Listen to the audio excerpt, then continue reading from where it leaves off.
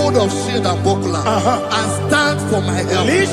Also throw out the spear and stop those who pursue me. Say to my soul, I am your salvation. We're going to pray now. Father, you are my salvation. Take off the shield and buckler and stand for my help.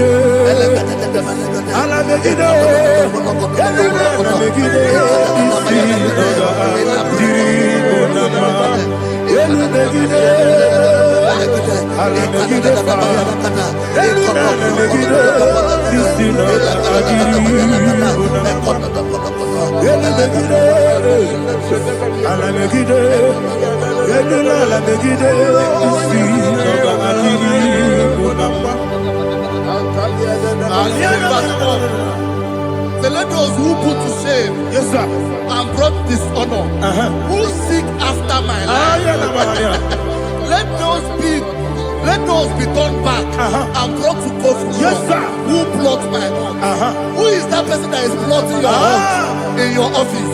Who is that person that is plotting your heart in your business? Let them be put to shame. Let them be put to shame. Let me say something. Say, don't the counsel of Ahithophel think of foolishness. Can you make that prayer now?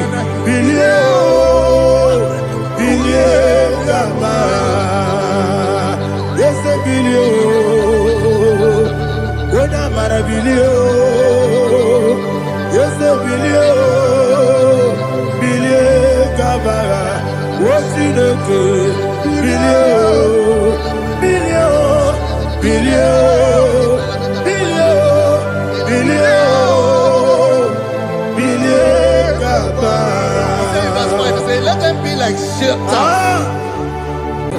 Thank you, Jesus.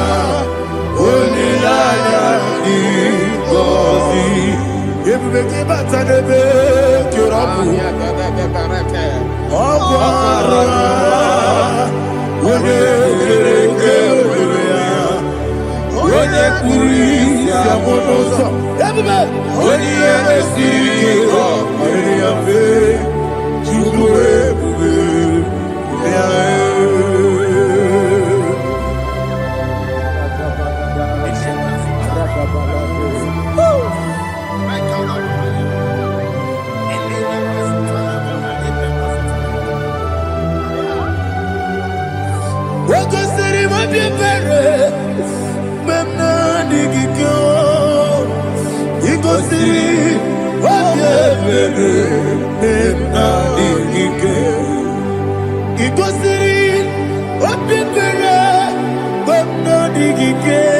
Jesus.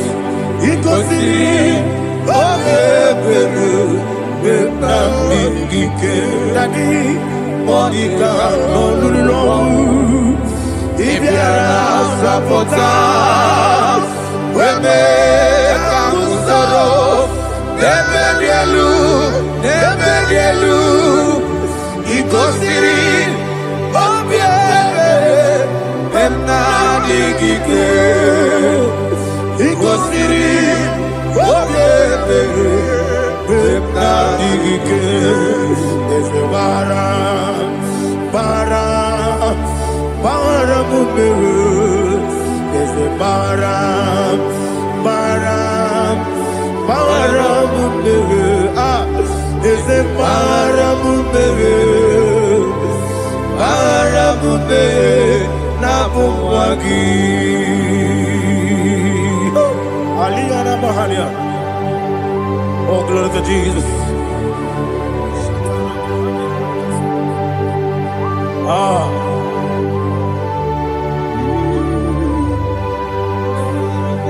Man of God, can you go to Psalm 70? Go to Psalm 70 from verse 1 to verse 6. Alina Hashatana Mahalia. Elebra Zuhana Mahali Kesuda. Yes, the Baram.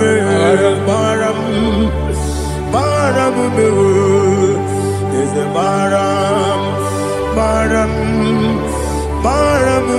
Papa. Is the Baram,